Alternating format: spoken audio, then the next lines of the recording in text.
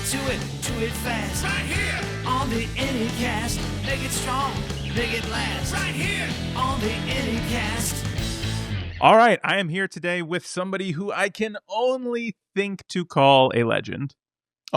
Even if it is only in his own mind. But is Judy Garland here? Is Liza here? A legend in my mind as well, probably in many people's. Leo Laporte, how are you, sir? I'm great. It's so good to talk to you, Matt. You as well. Thank you for asking me to be on your fine show. I don't get enough podcast time. People say that about you. Actually, you know, it's funny. I'm semi-retired, which means I only do 5 shows a week. There you go. So yes, it's good to slow down. Yeah, it's good to slow down. Yes. Yeah. On the off chance there's somebody watching this who doesn't know who you are, the Venn diagram of people who are going to listen to the show and don't know who you are, I don't know if it overlaps, but just in case, who the heck are you? Who am I? Who am I? How did we get here? And in 2 minutes or less, what are you hawking so that people can fast forward 2 minutes and skip any sort of commercial stuff? I'm not hawking nothing. So I am a recovering radio broadcaster, which you might have guessed from the fact that I have my hand cupped behind my ear. Many years. I started in college in 1976, so it'll be 60 years or something soon. It's ridiculous. 50 years soon. And did a little cable network some people might have seen called ZDTV, aka Tech TV, for some time in the early part of this century, which sounds pretty wild when you say it that way.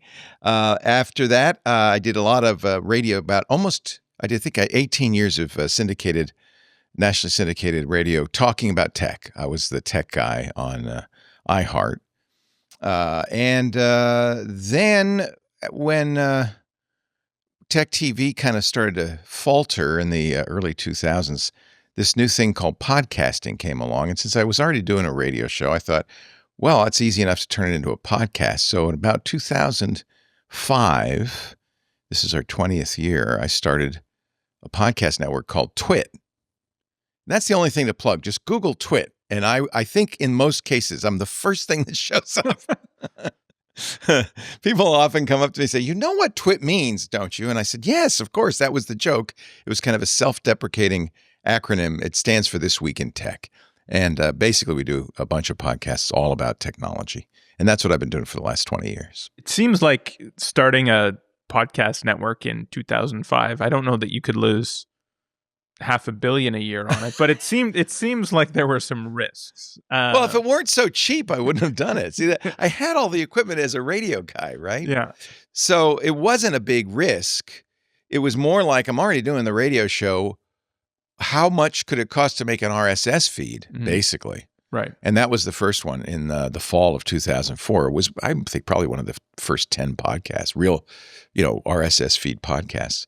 And then we started to expand, but we bootstrapped it. If it weren't for you, it might not have existed at all because I was kind of naive about the whole thing. I didn't subscribe a lot, if that was... No. You knew you did more than that. We're there. First thing I had a website, right? And you'd go to the website, you download, and that worked for the first 5,000 people. But, then it's 10,000, 20, 30, 40,000, and the website's dead. So we started begging people to seed BitTorrents. And we made like onesie twosie deals. We had AOL Radio took a couple of shows, and these are still just audio, so they're not even that big. And you called me and you said, CacheFly can help you. And that was we would not literally, I'm not saying this to blow smoke up your skirt. Go on. You like it, don't you?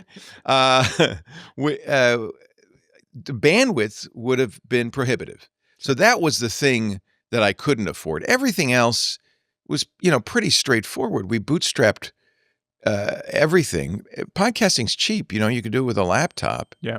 And that's why there are literally, I don't know, like 10 million podcasts. Yeah. There's millions of podcasts because anyone could start one. That was the big difference when I went from mainstream media to podcasting. Was in mainstream media, you think of people as an audience. you think of them as, you're up on the podium and you're talking to them and they just sit there rapt and listen. And I really believe that podcasting and any creative, it's about, I think every creator I talk to agrees with this. It's about community. You're creating a community around what you're doing. And that's extremely powerful. It's extremely sticky if you do it right. Those people stick with you for years. And of course, AI is never I'm not worried about AI. I have literally hundreds of thousands of hours of audio and video recordings of myself available publicly. I am sure generating an almost exact AI duplicate of me would be trivial. And it doesn't bother me. It doesn't worry me in the least, because I know that people have an affinity for a human. Now, to the degree an AI can pose as a human, maybe in the years to come, you can create a perfect AI buddy. That'll be interesting. That's very Black Mirror, if you ask me. I was going to say, there's been a movie or two about this, I think. Yeah, I suppose it could happen, right? I don't know. That's really comes down to the fundamental question about humans versus AI is, what is it that we have that AI and a machine can't have? And it's a religious conversation. Do we have a soul? Is there something that a machine can never duplicate? And if you're a rationalist, as many of our hosts are, we have this conversation a lot. They say, no, nothing happens up here in the brain that can't happen in an AI. And so ultimately, as AI gets faster, better, it's going to be indistinguishable. They really believe AGI is around the corner. And then there are some people, and I think I'm maybe more in this camp, who think there is something ineffable about humans that a machine could never quite grasp. Well, I hope that's true. In your words, 20 years or so, where has podcasting and TWiT, where did it start? Where are we now? And then where do you see podcasting 10 years from now? Boy, that's a really tough question.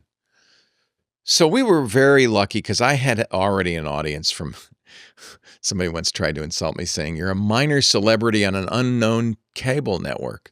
And I said, yes, exactly. That's exactly right. That's exactly what I wanted. But I was able to translate that into a following in podcasting. And I feel very fortunate that I've been able to do this for 20 years. It's mind blowing. It